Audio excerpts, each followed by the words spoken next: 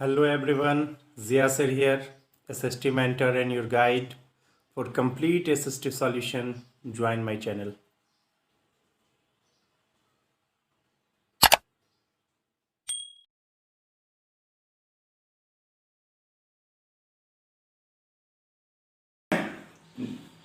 Hello. तो आज हम लोग जो रिसोर्स एंड डेवलपमेंट चैप्टर है उसका सेकेंड वीडियो बनाने जा रहे हैं। And first three topic that is resource, classification of resource and development of resource का वीडियो बन चुका है। अब हम लोग डिस्कस करेंगे resource planning, that is fourth topic. हम लोग देखते हैं कि रिसोर्स प्लानिंग होता क्या है। हमने अब तक पढ़ा था कि जितने भी रिसोर्स हैं हम लोग इनडिस्क्रिमिनेटली यूज़ करने की वजह से वो रिसोर्स डिप्लीट हो चुका है, इन्वायरमेंट हमारा पॉल्यूट हो चुका है और कई तरह के इन्वायरमेंटल इश्यूज हमारे ऊपर आ चुके हैं। तो हमने कहा था कि हम उसको बचाने के लिए हम लोग क्या करेंगे, सस्टेनेबल डेवलपमेंट करेंगे, प्रीवियस वीडियो में बताया है। तो अब यहाँ पे हम लोग कहा है कि resource planning, how will we will plan our resource, कि जिस तरह हम रिसोर्स प्लानिंग करें ताकि जो प्रॉब्लम है हमारे साथ वो ना हो। तो हम लोग यहाँ पे देखते हैं, in India there are some region which can be considered self sufficient in term of availability of resource and there are some region which have acute shortage of some vital resource. This call for balance resource planning at the national, state, region and local levels. हमने कहा था कि resource क्या है, unevenly distributed है। कहीं पे बहुत ज़्यादा रिसोर्स है, कहीं पे कम है। किसी स्टेट के पास रिसोर्स नहीं है, किसी कंट्री के पास रिसोर्स नहीं है। तो अगर अनइवनली डिस्ट्रीब्यूटेड है तो कैसे हम लोग यूज़ करेंगे? क्या जिस कंट्री के पास रिसोर्स नहीं है क्या वो रिसोर्स यूज़ नहीं करेगा? जिस कंट्री के पास बहुत रिसोर्स है क्या बहुत ज़्यादा रिसोर्स यूज़ करेगा? नहीं है। इसके लिए प्रॉपर प्लानिंग होना चाहिए कि जो भी रिसोर्स है वो हर आदमी का है। Every resource belong to everyone, हर आदमी उसको यूज करने का राइट है, क्योंकि नेचर ने हमें वो थिंग्स दिया है। और नेचर ने ये नहीं दिया कि भाई ये इंडिया के लोग यूज करेंगे या ये जिया सर ही यूज करेंगे या पूर्णिया के लोग ही यूज करेंगे, बिहार के लोग ही यूज करेंगे, ऐसा तो कुछ नहीं है। ठीक है, रिसोर्सेज है, हर आदमी उसको यूज कर सकता है। तो जब अनइवनली है तो हम क्या करेंगे, इसके लिए हमें प्रॉपर प्लानिंग करना चाहिए कि अगर कोई रिसोर्स है तो उसको ऐसे हम एक्सट्रैक्ट करें कि हर आदमी के काम में आ जाए। तो हमने कह दिया है कि कोई बोलेगा सर अगर कम रिसोर्स हो, तो आई सेड अर्लियर कि we have enough resource to fulfil the needs of every human being. इतना रिसोर्स है हमारे वर्ल्ड में कि हम हर आदमी की नीड को, जरूरत को फुलफिल कर सकते हैं। अगर ग्रिड की बात आ गई, लालच की बात आ गई, तो वहां तो कुछ नहीं कर सकते। ठीक है, इसलिए हमें क्या चाहिए, we must have a proper resource planning. किस तरह रिसोर्स प्लानिंग करें कि अगर मान लो इंडिया में कहीं पे रिसोर्स है तो सारे इंडियन को मिल जाए, बिहार में कोई रिसोर्स है तो सारे बिहार के लोगों को मिले प्लस इंडिया के लोगों को भी मिल जाए। पुणे में कोई रिसोर्स है तो पुणे के लोग यूज करें, बिहार के यूज करें, पूरा इंडिया के यूज करें, और नीड है तो वर्ल्ड में भी उसको हम लोग क्या करें, एक्सपोर्ट करें। तो इसके लिए हमें प्रॉपर प्लानिंग बहुत जरूरी है। तो कैसे हम प्लानिंग कर सकते हैं ये देखना है। Resource planning is a complex process which involve, वो आसान तो नहीं है लेकिन प्लानिंग हो सकता है। पहला है identification and inventory resource across the region of the country. This involve surveying, mapping and quality and quantity estimation and measures of resource. सबसे पहले हम आइडेंटिफाई करेंगे कि हाँ भाई ये रिसोर्स है। उसके बाद हम क्या करेंगे, सर्वे, कितना रिसोर्स है, क्या क्वांटिटी है उसका, क्या क्वालिटी है उसका, और किस तरह से कौन से टेक्नोलॉजी यूज करके हम इफिशिएंटली इसको हम क्या कर सकते हैं, एक्सट्रैक्ट कर सकते हैं। उसको एस्टिमेट करेंगे, एक्सट्रैक्ट में कितना खर्च आएगा, हमको कितने लोगों की नीड को फुलफिल कर सकते हैं। सबसे पहला काम ये है। तो हम क्या बोलते हैं, first process is identification. Second हमारा involving a planning structure endowed with appropriate technology, skill and institutional setup for implementing resource development plans. हमने आइडेंटिफाई कर लिया, अब क्या है, कैसे यूज करेंगे, you must have to develop technology. Second हमारा क्या है, हम अब उसके टेक्नोलॉजी पे काम करेंगे कि किस टेक्नोलॉजी हम इसको अच्छे से एक्सट्रैक्ट कर सकते हैं जिससे ये वेस्टेज ना हो और ज्यादा से ज्यादा हमारे यूज का हो जाए। सेकेंड काम हमारा हुआ है टेक्नोलॉजी डेवलप करेंगे, यानी उसके लिए हमें इंस्टीट्यूशन सेटअप करना पड़ेगा, उसके लिए पूरा प्लान करना होगा, उसके लिए इंस्ट्रूमेंट डेवलप करने होंगे। तो पहला हमने आइडेंटिफाई कर लिया, सेकेंड हम लोग टेक्नोलॉजी डेवलप कर ली। और थर्ड हमारा क्या है, matching the resource development plan with overall national development plan. और अब थर्ड हमारा क्या है कि हम ऐसा टेक्नोलॉजी डेवलप करें जो करेंट सिचुएशन में नेशनल डेवलपमेंट प्लान को पैरेलल मूव करे, उसके साथ साथ चले। ऐसा नहीं कि देश चल रहा 4G की स्पीड से और टेक्नोलॉजी हम 2G डेवलप कर लिए, तो ऐसा नहीं होगा। हम देखेंगे कि नेशन का नीड क्या है, हमें कैसा टेक्नोलॉजी डेवलप करना है, किस तरह से काम करना है, ताकि जो नेशनल का डेवलपमेंट प्लान है उसके साथ साथ हम इस प्लान को लेकर के चलें। तो हमारा ये 3 चीज़ है रिसोर्स प्लानिंग में, क्योंकि अगर रिसोर्स हमने कह दिया कि अनइवनली डिस्ट्रीब्यूटेड है और अगर प्रॉपर प्लानिंग के साथ यूज करेंगे तो ही हम इसको प्रॉपर तरीके से यूज कर सकते हैं। तो 3 क्या क्या, first one is identifying, second one is developing technology and third one is identifying या matching with the development of the nation, यानी नेशनल डेवलपमेंट प्लान के साथ साथ हमें इसको मैच करना है। इसे हम बोलते हैं रिसोर्स प्लानिंग। नेक्स्ट है हमारा resource can contribute to development only when they are accompanied by appropriate technology development and institutions. India has made concrete effort toward achieving the goal of resource planning right from the first 5-year plan. जो resource देश किसी भी country के development के लिए resource बहुत जरूरी है। रिसोर्स बहुत ज़्यादा वैल्यू होता है। इकोनॉमिक डेवलपमेंट, जिस कंट्री के पास जितना ज़्यादा रिसोर्स होगा वो उतना इकोनॉमिकली क्या होगा, डेवलप होगा। तो अगर बहुत सारे कंट्री ऐसे वर्ल्ड में रिसोर्स बहुत है, उनके पास टेक्नोलॉजी नहीं है, इंस्टीट्यूशन सेटअप नहीं किया, और वो क्या दूसरे पे डिपेंडेंट है, दूसरे कंट्री के लोग वहाँ आते हैं, उसके रिसोर्स को एक्सट्रैक्ट करते हैं, बहुत थोड़ा सा उनको देते हैं, ज़्यादा लेके चल जाते हैं। यानी अगर रिसोर्स है आपके कंट्री में तो आप क्या कीजिए, प्रॉपर टेक्नोलॉजी डेवलप कीजिए, प्रॉपर प्लानिंग होना चाहिए। इंडिया जब आज़ाद हुआ तो इंडिया पता है किस तरह ब्रिटिशर्स ने 200 ईयर तक रूल किया और सारा जो वेल्थ था कंट्री का उसको ड्रेन आउट कर लिया, पूरा संपत्ति लूट के चले गए। जब इंडिया आज़ाद हुआ तो सिचुएशन, इकोनॉमिक सिचुएशन बहुत खराब था देश का।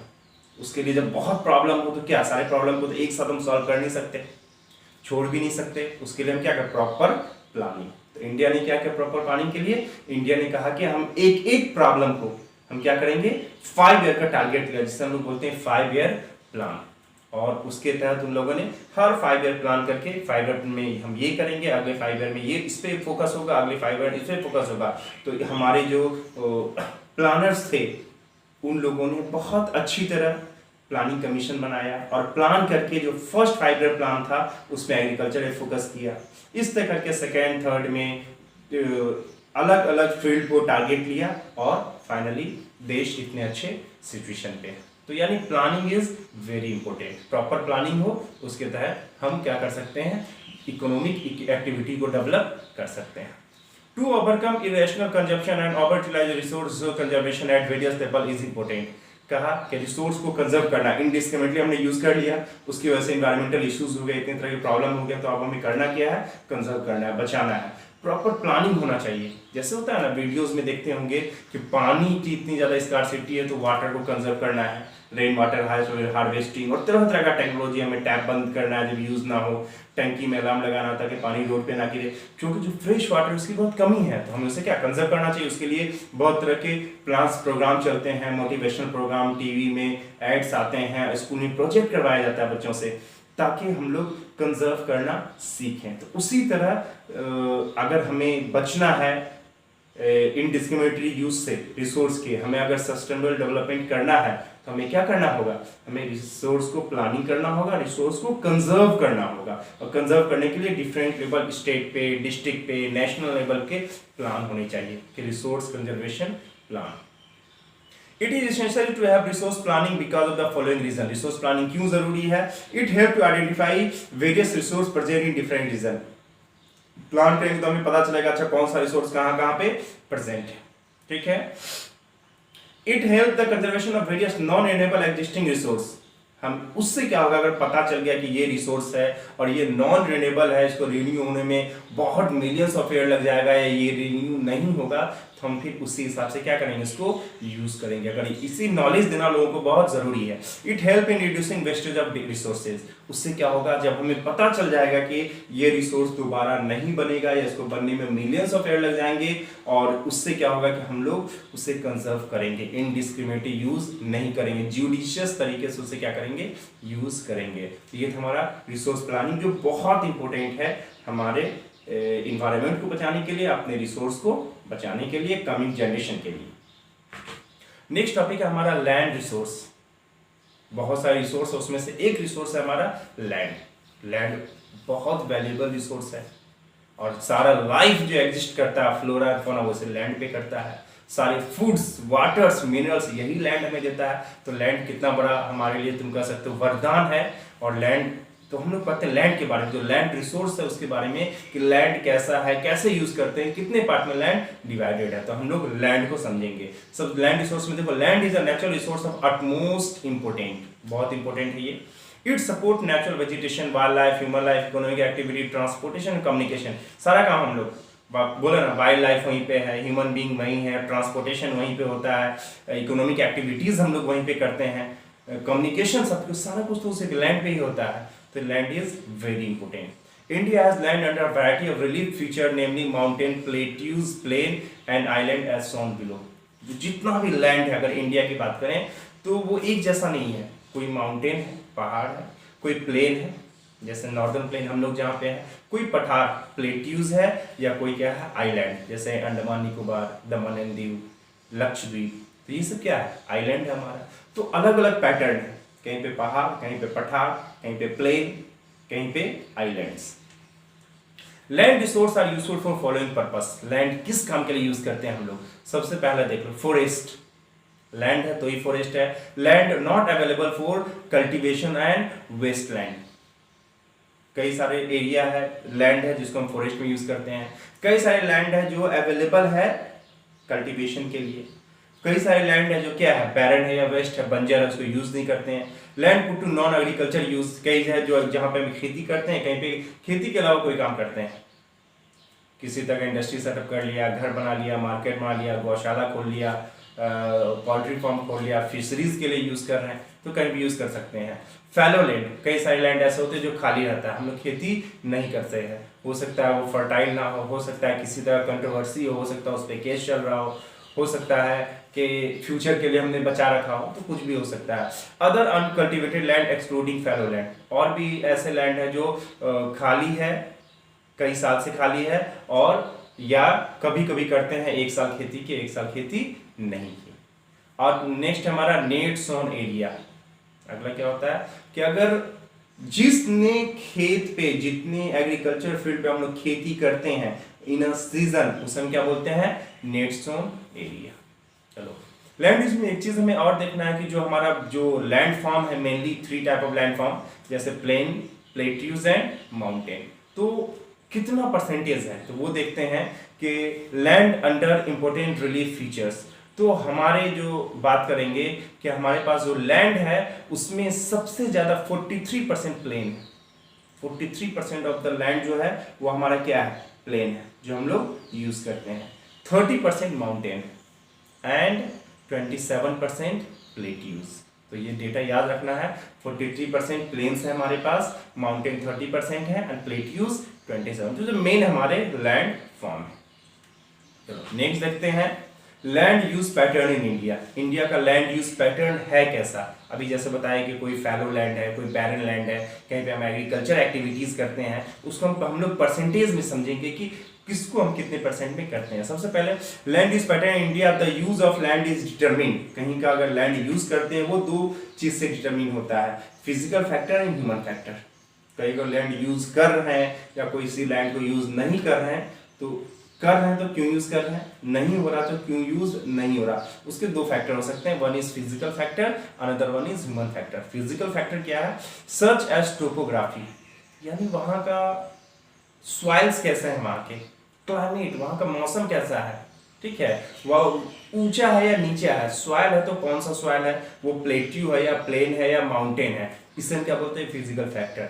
अगर माउंटेन है तो एग्रीकल्चर के लिए यूज नहीं होगा, अगर प्लेट्यूज है तो वहाँ भी एग्रीकल्चर नहीं होगा, पानी की चूंकि वाटर की स्कार्सिटी होगी, मिनरल्स लेकिन बहुत होंगे वहाँ पे। प्लेन है, वहाँ पे आप एग्रीकल्चर कर सकते हैं, ह्यूमन लाइफ सेटलमेंट कर सकते हैं। तो कोई भी अगर लैंड है वो यूज कर रहे हैं अगर, तो उसका एक फैक्टर क्या होता है, फिजिकल फैक्टर। यानी पहला हो गया टोपोग्राफी, यानी कैसा लैंड फॉर्म है, दूसरा वहाँ का क्लाइमेट, तीसरा वहाँ का सॉइल, यानी किस तरह का सॉइल है। नेक्स्ट है हमारा human factor, such as population density, technology, capability and culture and tradition. अगला है कि वहाँ पे अगर कोई लैंड है तो वहाँ पे हम लोग देखेंगे कि वहाँ की पॉपुलेशन डेंसिटी कितनी है, कितने लोग रहते हैं, वहाँ पे किस तरह का टेक्नोलॉजी है, वहाँ पे किस तरह का कल्चर है, वहाँ का किस तरह का ट्रेडिशन है, उस हिसाब से भी लोग क्या करते हैं, यूज कर सकते हैं। मान लो कोई आदमी है वो पीस लविंग है, वो चाहता है कि हम ऐसी जगह पे रहें जहाँ पे बिल्कुल शांति हो, जहाँ पे बिल्कुल कम आबादी हो, सब कुछ ओपन हो, तो वो डेंस पॉपुलेशन में तो नहीं जाएगा। कोई आदमी है जिसको अच्छी फैसिलिटी चाहिए, मार्केट चाहिए, hospital, engineer, educational institute, job opportunities, malls, तो वो क्या कहेगा, शहर में जाके रहेगा डेंस पॉपुलेशन में। तो उसे हम लोग बोलते हैं ह्यूमन फैक्टर। पहला हो गया फिजिकल फैक्टर, कोई लैंड यूज होगा, अगर लैंड यूज करते हैं हम लोग तो दो फैक्टर हो सकते हैं उसके, physical factor and human factor. Next देखते हैं, data below present the land use pattern in India. India का लैंड यूज पैटर्न यहाँ पे डेटास दिया हुआ है। तो हम लोग देखते हैं कि फॉरेस्ट में कितना यूज हो रहा है, तो 18.11%। बैरन लैंड कितना है हमारा, एरिया, तो सारा डेटास यहाँ पे दिया हुआ है। ठीक है कि 100% में हम लोग लेते हैं कि कल्टीवेबल लैंड कितना है हमारे पास, तो टोटल यहाँ पे डेटास अलग अलग दिया हुआ है कि 1960 से 61 का डेटा एक तरफ दिया हुआ है, डेट इज राइट साइड, और जो लेफ्ट साइड है वो दिया हुआ 2014 से 2015 का डेटा दिया हुआ है। एक चीज अगर देखेंगे, एक दो डेटा हम लोग कंपेयर करते हैं, फॉरेस्ट देख लो, हमारे यहाँ पहले कितना था, 18%, 1960 से 61 में फॉरेस्ट हमारा है 18%। ठीक है, बैरन लैंड जो हमारा वो भी हमारा 18% था, and area under non agriculture use वो हमारा 4.9%। ऐसे सारा डेटा दे रखा, सबसे ज्यादा यहाँ पे दे रखा है कि एरिया, एक यहाँ डेटा 46% जो है सबसे ज्यादा एक डेटा दे रखा है। अगर दूसरी तरफ देखेंगे तो कल्टिवेबल वेस्ट लैंड हमारे पास कितना है, नेट सोन एरिया अगर देखा जाए जहां पे हम खेती करते हैं, तो टोटल एरिया का ओनली 45.5% पे नेट सोन एरिया हमारे पास। ठीक है, उसके अलावा हमारे पास फैलो लैंड है, वेस्ट लैंड है, जितना भी पीछे हमने लिस्ट में देखा है उसके हिसाब से इस लिस्ट को हमें देख लेना। वे अगला है हमारे वेस्ट लैंड होता क्या है, तो waste land is the land put to other non agriculture use which include rocky, arid and desert area, road, railway, industry, etc. continuous use of land over a long period of time without taking appropriate measure to conserve and manage it has resulted in land degradation. Waste land हम लोग बोलते हैं कि जो use हम लोग agriculture activity के लिए यूज नहीं कर रहे हैं, यानी एग्रीकल्चर के अलावा किसी, या तो वहाँ बस स्टेशन बन गया, रेलवे स्टेशन बन गया, रोड बन गया, वहाँ पे कोई बिल्डिंग बन गया है वहाँ पे, ठीक है, या एरिड इनफर्टाइल लैंड है हमारे पास, ठीक है, डेजर्ट एरिया वाला लैंड है, उन सबको हम क्या बोलते हैं, वेस्ट लैंड। दूसरा कि अगर लैंड को बहुत ज्यादा हम इनडिस्क्रिमिनेटली यूज करेंगे तो लैंड का जो क्वालिटी है, फर्टिलिटी है, वो खत्म हो जाएगा, वो बैरन हो जाएगा, बैरन के बाद वो क्या बन जाएगा, वेस्ट लैंड बन जाएगा। ठीक है, ये था हमारा land use pattern in India. इसमें पैटर्न डेटा थोड़ा सा देख लेना है बस। नेक्स्ट हम लोग देखते हैं land degradation and conservation. Land हमें पता है बहुत ज्यादा लैंड यूज कर रहे हैं, उसकी वजह से लैंड हमारा क्या हो गया, डिग्रेड कर गया है, और डिग्रेड किया है तो it's our responsibility to conserve it, हमें उसे बचाना ही होगा। Human activities such as deforestation, overgrazing, mining and quarrying have contributed significantly to land degradation. Mining sites leave deep spares and trace of overburden the land. In recent years, industrial effluent waste have become a major source of land and water pollution in many part of the country. सबसे पहला क्या, हम deforestation बहुत ज़्यादा करते हैं, overgrazing करते हैं, माइनिंग, हम लोग माइनिंग कर रहे हैं, क्वेरिंग कर रहे हैं, उसकी वजह से लैंड हमारा क्या हो गया, बहुत ज़्यादा डिग्रेड कर गया, उसका क्वालिटी खराब हो गया। ठीक है, एक रीजन क्या है कि हम लोग करते क्या है कि लैंड को हम लोग जैसे माइनिंग किया कहीं पे तो खोद करके हम लोग वहां से निकाले, उसके बाद हम लोग वैसे खोला ही छोड़ दिए, जबकि माइनिंग करने का वजह लैंड को लेवल कर देना चाहिए ताकि वहां पे फिर बारिश होगी तो फिर वहां पे नेचुरल फॉरेस्ट या फिर वो फर्टिलिटी वहां पे आ जाए, वहां पे लोग कल्टीवेशन करते हैं। लेकिन हम लोग अपने इतने ज़्यादा लालच में बढ़ गए कि ज़्यादा से ज़्यादा रिसोर्स एक्सट्रैक्ट करने के चक्कर में जहाँ पे जैसे है बस यूज़ किया, रिसोर्स निकाला, बाकी उसको छोड़ दिया, हमें देखना नहीं है क्या हो रहा नहीं हो रहा। तो उसकी वजह से लैंड लगातार हमारा क्या कर रहा है, डिग्रेड कर रहा है, ओवर ग्रेजिंग कर रहे हैं, उसकी वजह से लैंड डिग्रेड हो जाएगा, फर्टिलिटी खत्म हो जाएगी, डिफोरेस्टेशन बेतहाशा इनडिस्क्रिमिनेटली हम लोग पेड़ के काट रहे हैं। इसकी वजह से देखो एनवायरमेंटल इश्यूज कैसे हो गए, हमारे वेदर्स जो हुआ करता था वो मिसमैच कर गया है, कभी गर्मी ज्यादा पड़ जाती है, कभी बारिश ज्यादा हो जाती है, कभी ठंडी ज्यादा पड़ जाती है। पहले ये पैटर्न बहुत सीक्वेंस में था, ठीक है, लेकिन अब ये बिल्कुल खराब हो गया। क्यों? क्योंकि फॉरेस्ट है ही नहीं और हमने लैंड को, एनवायरनमेंट को, पूरी तरह इकोसिस्टम को इम्बैलेंस कर दिया है। तो नेक्स्ट देखते हैं कि in recent industrial effluents and waste have become a major source of land. जो इंडस्ट्रीज जो हमने पढ़ा उसके जो धुआं निकलता है, उसको जो पानी निकलता है, हार्मफुल वाटर, पॉइजनस वाटर, वो लैंड को डिग्रेड कर रहा है। और जो धुआं निकल रहा उससे क्या हो रहा है, हमारा एयर पॉल्यूट हो रहा है। वाटर, वो पानी जमीन में जाएगा तो लैंड को पॉल्यूट करेगा, नदी में अगर जाएगा तो रिवर को गंदा कर रहा है। उसकी वजह से रिवर जो लाइफ है, ठीक है, मरीन लाइफ जिसके अंदर जो एनिमल्स रहते हैं, उसके अंदर जो फिश रहते हैं, उनको प्रॉब्लम हो रही। लैंड में जाएगा तो पॉइजनस जब केमिकल जाएंगे जमीन के अंदर तो उससे लैंड हमारा डिग्रेड कर रहा है, उससे भी बहुत ज्यादा प्रॉब्लम होती है। उसको कंट्रोल कैसे करना है हमें? Some of the way through which we can solve the problem of land degradation. पहला क्या? Afforestation, proper management of grazing. सबसे पहले सिंपल है, लैंड को अगर डिग्रेड से बताना तो ज्यादा से ज्यादा फॉरेस्ट लगाया जाती है। अफॉरेस्टेशन एंड ग्रेजिंग को मैनेज करना है। ग्रेजिंग फील्ड बनाइए और वहां पे भी ग्रेजिंग जब हो, हम लोग कहते हैं कि एक बार एनिमल को चराना है, उसका उस एरिया कुछ दिन के लिए छोड़ देना ताकि फिर से ग्रास डेवलप करे, फिर हमें आना। ओवर ग्रेजिंग नहीं, बार बार एक जगह पे ग्रेजिंग करेंगे तो वो लैंड क्या हो जाएगा, इनफर्टाइल हो जाएगा। Planting of shelter belt of plant, हमें क्या करना है, अगर लैंड डिग्रेड कर रहा तो हम लोग क्या करेंगे, कहीं पे एयर की वजह से लैंड रेत उड़ रहा, वहाँ का मिट्टी उड़ रहा, टॉप मोस्ट जो लेयर होता है दैट इज ह्यूमस, अगर वो उड़ा हम क्या करेंगे, शेल्टर बेल्ट यानी प्लांटेशन, पेड़ लगा देंगे एक लाइन में बेल्ट की तरह, ठीक है।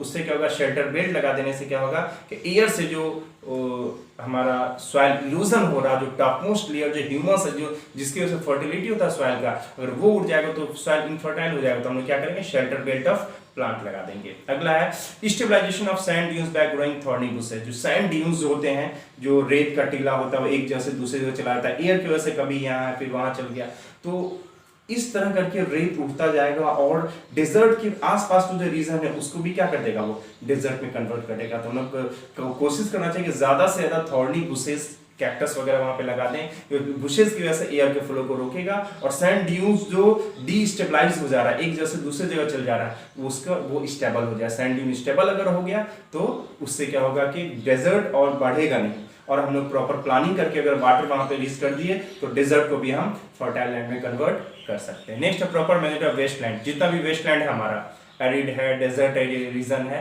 उसको अगर प्रॉपर मैनेजमेंट किया जाए, प्रॉपर केमिकल यूज किया जाए, ड्रेनेज सिस्टम, हम नहर नाला बना दें वहाँ पे ताकि वाटर रीच करे वहाँ पे, और वहाँ के सॉइल के हिसाब से वहाँ पे कल्टीवेशन करें, प्रॉपर प्लानिंग करें, तो हम लोग उसको भी यूज कर सकते हैं। बहुत बड़ा एरिया जो डेटाज पीछे दिया हुआ है परसेंटेज में देख सकते हो कितना हमारा क्या है, वेस्ट लैंड है कितना परसेंट, उस वेस्ट लैंड को हम यूजेबल लैंड में कन्वर्ट कर सकते हैं। कंट्रोलिंग ऑफ माइनिंग एक्टिविटी, जो माइनिंग एक्टिविटी अभी मैंने बताया कि माइनिंग एक्टिविटीज को कंट्रोल करना होगा। अगर कहीं पे माइनिंग के लिए अगर हम क्वेरिंग कर रहे हैं, गड्ढा कर रहे हैं, वहां से रिसोर्स निकाल रहे हैं, मिनरल्स निकाल रहे हैं, तो वहां से फिर से उसे प्रॉपर डिपॉजिट करके प्रॉपर वाटर डाल के पेड़ वेड़ लगा देना चाहिए ताकि वो इनफर्टाइल होने से, बैरन होने से बच जाए।